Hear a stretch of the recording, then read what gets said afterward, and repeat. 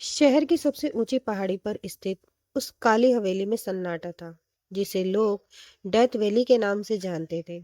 उस हवेली के मालिक 5 भाई थे, जिनकी अमीरी के चर्चे पूरे शहर में थे, पर उन्हें बाहर कभी किसी ने नहीं देखा था। आर्यन, आज कॉलेज का पहला दिन है। याद रहे, हमें भीड़ में घुलना है, दिखना नहीं।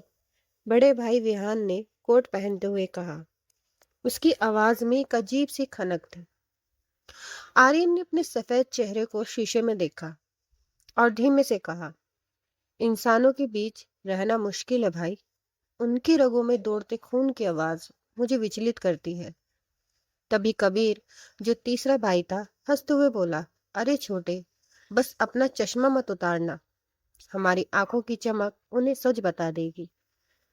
अगले दिन कॉलेज के गेट पर जब आर्यन की काली स्पोर्ट्स कार रुकी, तो सबकी निगाहें थम गईं। उसी वक्त निया अपनी पुरानी साइकिल खड़ी कर रही थी। वह एक बेहद गरीब परिवार से थी, जो स्कॉलरशिप पर यहाँ पढ़ रही थी। सीढ़ियों पे चढ़ते हुए निया का पैर फिसला और उसकी किताबें बिखर गईं। वह उन्हें समेट ही रही थी कि एक बेहद ठंडा हाथ उसकी उंगली से छुआ। क्या मैं मदद करूं? आर्यन की आवाज में एक मखमली गहराई थी। निया ने ऊपर देखा। काले चश्मे के पीछे छिपे आर्यन की आंखों में एक अजीब सी कशिश थी। निया ने हक बगाते हुए कहा, शुक्रिया, मैं कर लूंगी।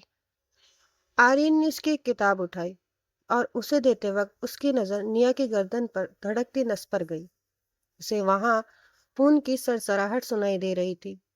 आर्यन के अंदर की प्यास जाग उठी, पर निया की मासूमियत ने उसे रोक लिया। निया ने मुस्कुराते हुए कहा, आप नए हैं यहाँ, मेरा नाम निया है। आर्यन बस उसे देखता रहा। उसने मन ही मन सोचा, इतनी सादगी इस मतलबी दुनिया में कैसे? उसने जवाब दिया, आर्यन, हाँ, और मैं नया हूँ, पर शायद अब यहाँ रुकने की वजह मिल गई है। कैंटीन में निया अपनी सूखी रोटी खा रही थी। तभी आर्यन के बाकी 4 भाई वहां से गुजरे। उनकी चाल और रसूख देखकर पूरा कॉलेज रास्ता छोड़ देता था।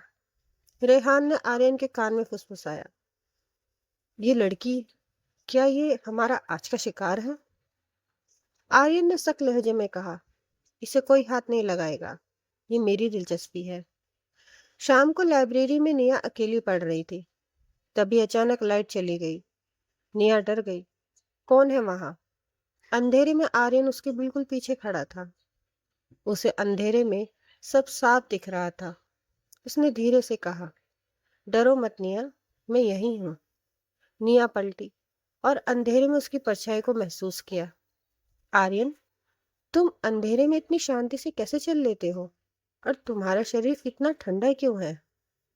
आर्यन उसके करीब आया, इतना करीब कि निया उसकी सांसें महसूस कर सकती थी, पर वह वहां कोई गर्माहट नहीं थी। आर्यन ने उसका हाथ थामा और कहा, कुछ राज पर्दे में ही अच्छे लगते हैं निया। बस इतना समझ लो कि मैं तुम्हें खोना नहीं चाहता। निया को उसकी बातों का मतलब समझ नहीं आया, पर उसे एक अजीब सा सुकून महसूस हुआ। उसे नहीं पता था कि वह जिस इंसान पर भरोसा कर रही है, वह हर रात अपनी प्यास बुझाने के लिए अंधेरों में निकलता है। कॉलेज के गलियारों में अब यह चर्चा आम थी कि शहर का सबसे अमीर और रहस्यमयी लड़का आर्यन उस गरीब निया के साये की तरह साथ रहता है। निया को भी अब आर्यन की मौजूदगी की आदत हो गई थी। उसकी ठंडी छुअन अब उसे डराती नहीं, बल्कि सुकून देती थी। एक दोपहर कॉलेज के लैब में निया से एक कांच का बीकर टूट गया और उसका हाथ कट गया। खून की एक पतली धार बहने लगी। आर्यन, जो लैब के दूसरे कोने में था, पलक झपकते ही उसके पास पहुंच गया। उसकी आंखों का रंग हल्का गहरा हुआ, पर उसने तुरंत खुद को संभाला। उसने रुमाल से निया का हाथ बांधते हुए कहा, इतनी लापरवाही क्यों निया? तुम्हें जरा सा भी खरोच आती है तो दर्द मुझे होता है। निया मुस्कुराई, तुम हमेशा मेरे पास कैसे पहुंच जाते हो? जैसे तुम्हें पहले से पता हो कि मुझे जरूरत है। आर्यन ने उसकी आंखों में देखते हुए धीरे से कहा, तुम्हारी धड़कनें मेरा रास्ता तय करती है। निया के दिल में आर्यन के लिए प्यार अब गहरा होने लगा था, पर यह प्यार आर्यन के भाइयों को खटक रहा था। एक रात हवेली में कबीर ने आर्यन को टोका। आर्यन, तुम एक इंसान के मुंह में पड़ रहे हो। हम शिकारी हैं, प्रेमी नहीं। वह लड़की हमारे लिए सिर्फ भोजन है। आर्यन की आवाज गरज उठी। निया पर नजर भी मत डालना कबीर, वह मेरी है। मुसीबतें निया का पीछा नहीं छोड़ रही थी। एक दिन जब निया कॉलेज से घर लौट रही थी, तो शहर के कुछ बिगड़ैलों ने उसकी साइकिल रोक दी। वह उसे तंग करने लगे। निया घबरा कर पीछे हटने लगी। तभी अचानक मौसम बदल गया। तेज ठंडी हवा चलने लगी। उन गुंडों को एहसास भी नहीं हुआ कि कब आर्यन उनके पीछे आकर खड़ा हो गया। आर्यन ने बिना हाथ लगाए सिर्फ अपनी आंखों के खौफ से उन्हें डरा दिया। उसकी आवाज में एक अजीब सी गूंज थी। अगर दोबारा इसके पास भी दिखे तो सूरज की अगली किरण नहीं देख पाओगे। वह लड़के डर के मारे वहां से भाग खड़े हुए। निया हाफ रही थी। आर्यन ने उसके कंधे पर हाथ रखा। तुम ठीक हो? निया ने उसे गले लगा लिया। तुम नहीं होते तो क्या होता? पर आर्यन, वो लड़के ऐसे क्यों भागे, जैसे उन्होंने कोई मौत देख ली हो। आर्यन ने उसे अपनी बाहों में भर लिया। शायद उन्होंने मेरा गुस्सा देख लिया था। चलो, मैं तुम्हें घर छोड़ देता हूँ। रास्ते में निया ने उसका हाथ थाम लिया। आर्यन, तुम इतने अमीर हो, तुम्हारे 5 भाई हैं, फिर भी तुम मुझ जैसी साधारण लड़के के साथ समय बिताते हो, क्यों? आर्यन रुका और उसकी सादगी को निहारने लगा।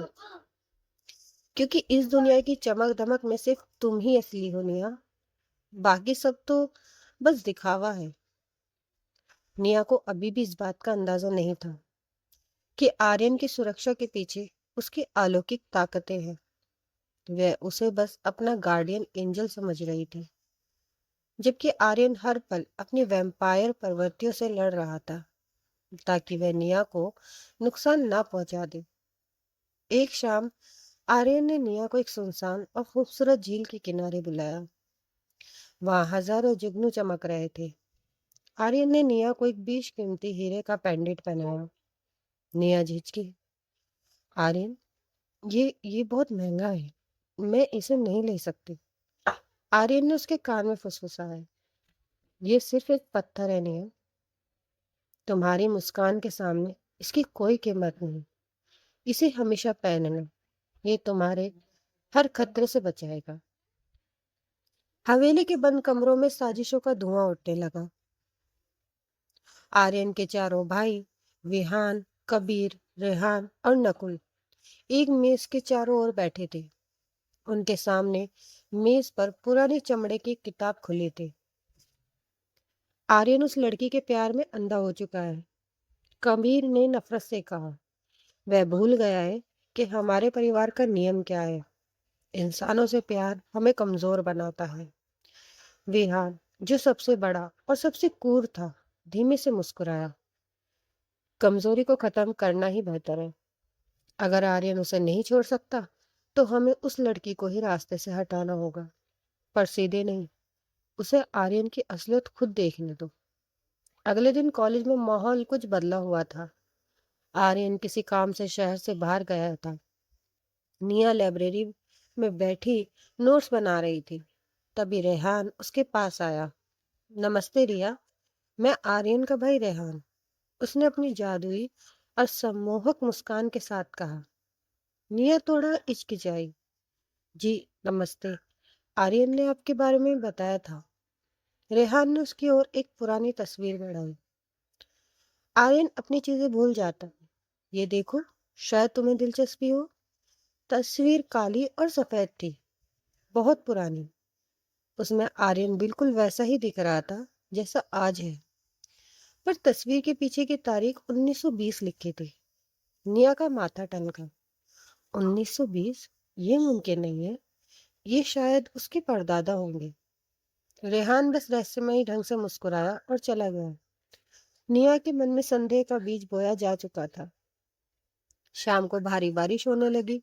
निया बस स्टॉप पर खड़ी थी। तभी नुकुल अपनी तेज रफ्तार कार लेकर वहां रुका।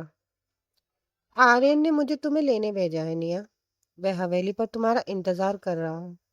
निया को थोड़ा अजीब लगा, क्योंकि आर्यन ने उसे कभी हवेली नहीं बुलाया था। पर उसने भरोसा कर लिया। जैसे ही वह विशाल और डरावनी हवेली के अंदर पहुंची, उसे वहां अजीब सी गंध आई, जैसे लोहे और पुरानी लकड़ियों की गंध हो। हवेली के अंदर अंधेरा था। अचानक उसे किसी के कराहने की आवाज सुनाई दी। वह दबे पांव उस कमरे की ओर बढ़ी। दरवाजा थोड़ा खुला था। उसने जो देखा, उससे उसकी रूह कांप गई। अंदर कबीर एक जानवर की तरह एक मरे हुए हिरन पर झुका था, और उसके चेहरे पर खून लगा था। उसकी आंखें लाल चमक रही थी। मिया के हाथ से उसकी छतरी छूट गई। ये ये क्या है? मिया चिल्लाई। तभी पीछे से वेहान की भारी आवाज आई। इसे हमारी दावत कहते हैं निया। क्या आर्य ने तुम्हें नहीं बताया कि हम रात को खाने में क्या लेते हैं? निया डर के मारे पीछे हटने लगी। तुम लोग इंसान नहीं हो, तुम शैतान हो। तभी बिजली कड़की, और दरवाजे पर आर्यन खड़ा था। उसका चेहरा गुस्से से तमतमाया हुआ था। निया, तुम यहाँ क्या कर रही हो? निया की आंखों में आंसू थे।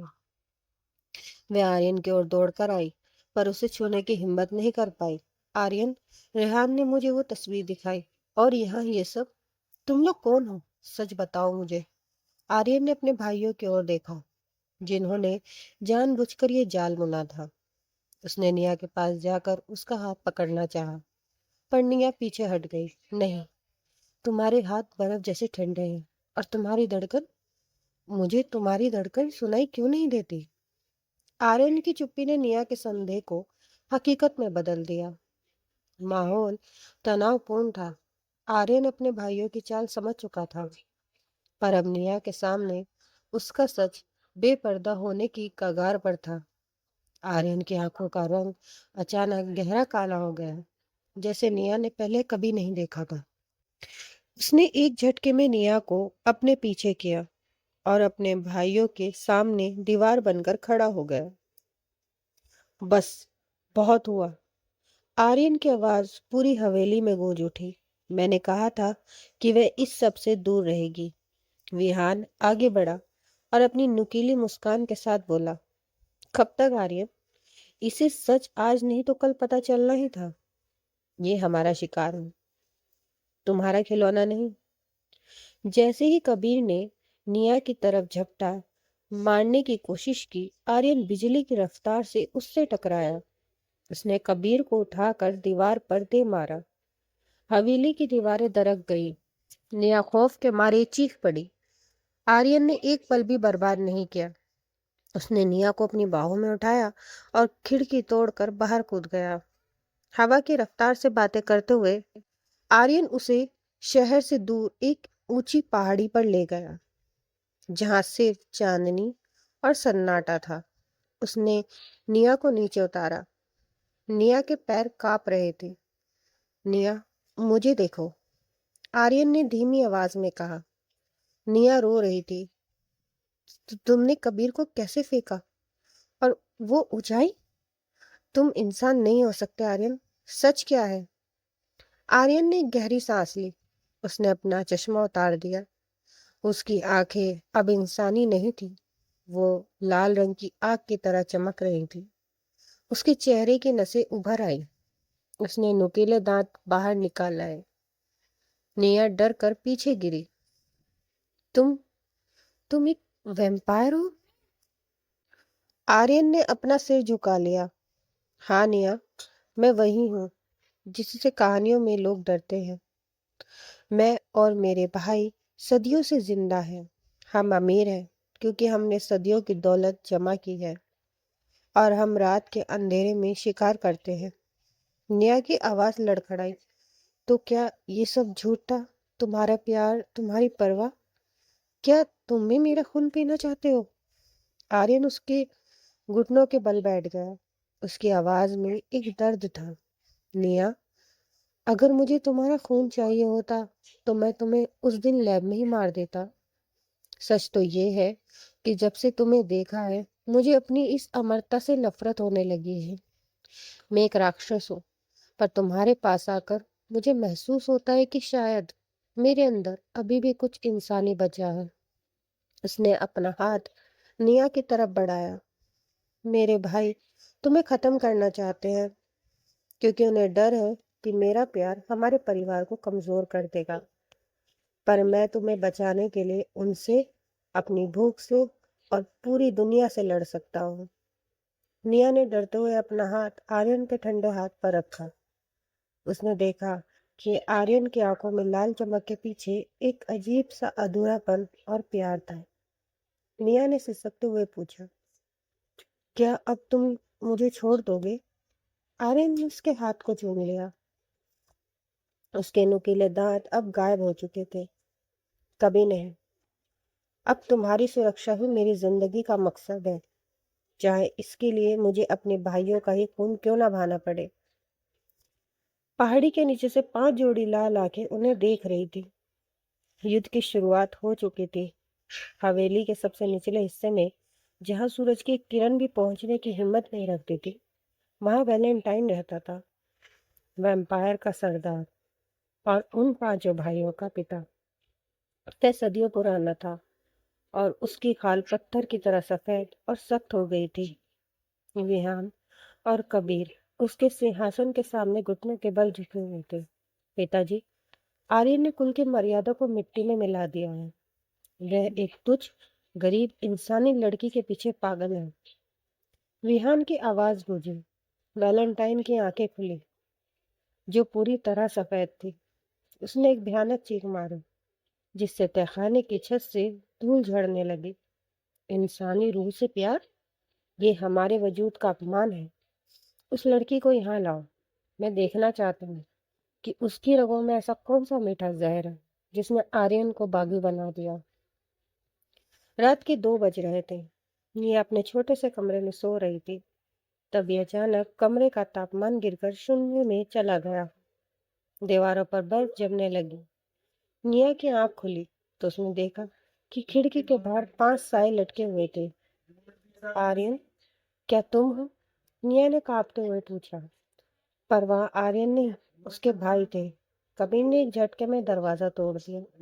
उसकी आंखें खूंखार जानवरों की तरह चमक रही थी। इससे पहले कि निया चिल्ला पाती, कबीर ने उसका गला दबोच लिया। आर्यन तुझे नहीं बचा पाएगा, छोटी लड़की, कबीर ने फुसफुसाया। उसकी ठंडी सांसें निया के चेहरे पर मौत का एहसास करा रही थी। वह उसे घसीटते हुए काली हवेली के उस भयानक तहखाने में ले गए, जहाँ हवा में सिर्फ खून और सड़न की बदबू थी। चारों तरफ दीवारों पर इंसानी कंकाल टंगे थे। निया को एक पत्थर की वेदी पर जंजीरों से जकड़ दिया गया था। तभी अंधेरे से वैलेंटाइन बाहर निकला। उसका चेहरा आधा सड़ा हुआ था और उसके नाखूनों से काला खून टपक रहा था। उसने निया के चेहरे के पास अपना चेहरा लाया। बहुत सुंदर है और बहुत बेबस भी। वैलेंटाइन ने अपनी लंबी जीभ से निया के गाल को चाटा। आर्यन को आने दो। आज वह अपनी आंखों से देखेगा कि जब एक वैम्पायर किसी इंसान से प्यार करता है तो अंजाम क्या होता है। निया चिल्लाई, आर्यन, मुझे बचाओ। अचानक हवेली का मुख्य दरवाजा एक धमाके के साथ उठ गया। आर्यन वहां खड़ा था। उसकी खाल सुनहरी नहीं बल्कि अब कोयले की तरह काली पड़ रही थी। वह अपनी पूरी डेमन शक्ति का इस्तेमाल कर रहा था। उसकी दहाड़ से पूरी पहाड़ी कांप गई। निया को छोड़ दो। आर्यन की आवाज किसी इंसान की नहीं बल्कि एक प्राचीन दानव की लग रही थी। वैलेंटाइन ने अपनी उंगली का एक लंबा नाखून निया की गर्दन पर रखा। एक कदम और आर्यन, और मैं इसकी धड़कन को हमेशा के लिए खामोश कर दूंगा। तहखाने में खौफ का तांडव शुरू होने वाला था। एक तरफ आर्यन का प्यार था और दूसरी तरफ वैम्पायर कबीले का सबसे खौफनाक सरदार और उसके 5 भाई। तहखाने की फिजा में मौत का सन्नाटा पसरा था। तभी अंधेरे कोने से एक मखमली पर भारी आवाज उठ गूंजी, रुक जाओ वैलेंटाइन। मेरे बेटे के प्यार की बलि मैं नहीं चढ़ने दूंगी। अंधेरे से एक औरत बाहर निकली। वह इलोरा थी, आर्यन की माँ और वैलेंटाइन की पत्नी। उसकी आंखों में बैंगनी चमक थी, जो उसकी असीम शक्ति का प्रतीक थी। वह सदियों से खामोश थी, पर आज ममता जाग उठी थी। वैलेंटाइन गुर्राया, पीछे हट जाओ इलोरा, ये कुल के नियमों का सवाल है। नियम तुम बनाते हो, पर जान मैं देती हूँ। इलोरा ने हाथ लहराया और एक जादुई लहर ने विहान और कबीर को दीवारों से दे मारा। वह अपने पति के सामने निडर होकर खड़ी हो गई। हवेली की नींव हिलने लगी थी। आर्यन अपनी माँ की ओर बढ़ा। तभी निया की आवाज ने सबको चौंका दिया। रुक जाइए। निया की आवाज में अब डर नहीं, बल्कि एक अजीब सा संकल्प था। उसकी गर्दन से खून की एक बूंद टपक कर वेदी पर गिरी थी। निया ने अपनी जंजीरों को झटकते हुए वैलेंटाइन और इलोरा की ओर देखा। मैं तुम लोगों के लिए सिर्फ एक शिकार हूं ना? और आर्यन के लिए कमजोरी? मुझे यह कमजोरी और डर खत्म करना है। उसने आर्यन की आंखों में देखा और चिल्लाकर कहा, आर्यन, मुझे भी अपनी तरह बना दो। मुझे वैम्पायर बना दो। पूरा तहखाना सन्न रह गया। आर्यन कांप उठा। नहीं निया, तुम अपनी रूह खो दोगी। तुम सूरज कभी नहीं देख पाओगी। निया ने साहस के साथ कहा, तुम्हारे बिना उजाला भी मेरे लिए अंधेरा ही है आर्यन। अगर मैं तुम्हारी तरह बन गई तो तुम्हारा परिवार मुझे शिकार नहीं समझेगा। मैं तुम्हारे साथ लड़ सकती हूँ, डर कर नहीं। वैलेंटाइन ठाका मारकर हंसा। एक इंसान खुद मौत मांग रहा है, दिलचस्प है। इलोरा ने इशारा किया। आर्यन, यही एक रास्ता है। इसे अपनी अमरता का हिस्सा बना ले। आर्यन भारी कदमों से वेदी तक पहुंचा। उसने अपनी कांपती उंगलियों से निया के चेहरे को छुआ। तैयार हो? निया ने धीरे से सिर हिलाया और अपनी आंखें बंद कर ली।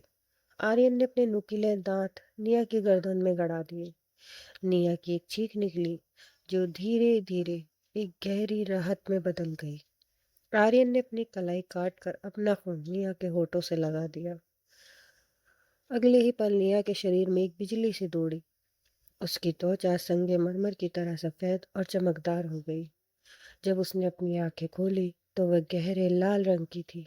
उसकी आंखों में अब गरीबी की बेबसी नहीं, बल्कि एक शिकारी की ताकत थी। निया अब उठ खड़ी हुई थी। उसकी रफ्तार इतनी तेज थी कि वह पल में वैलेंटाइन के सामने जा पहुंची। उसने सरदार की आंखों में आंखों डालकर कहा, अब मैं तुम्हारी प्रजा नहीं, तुम्हारे परिवार का हिस्सा हूँ। वैलेंटाइन उसकी निडरता देखकर प्रभावित हुआ। उसने हाथ उठाकर अपने बेटों को शांत किया। एक नया खून, एक नई ताकत। आज से निया हमारे कबीले की रानी है। समय बीतता गया। अब उस ऊंची पहाड़ी वाली हवेली में खौफ तो था, पर अब वह निया का घर था। वह गरीब लड़की अब शहर के सबसे अमीर और शक्तिशाली वैम्पायर महिला बन चुकी थी।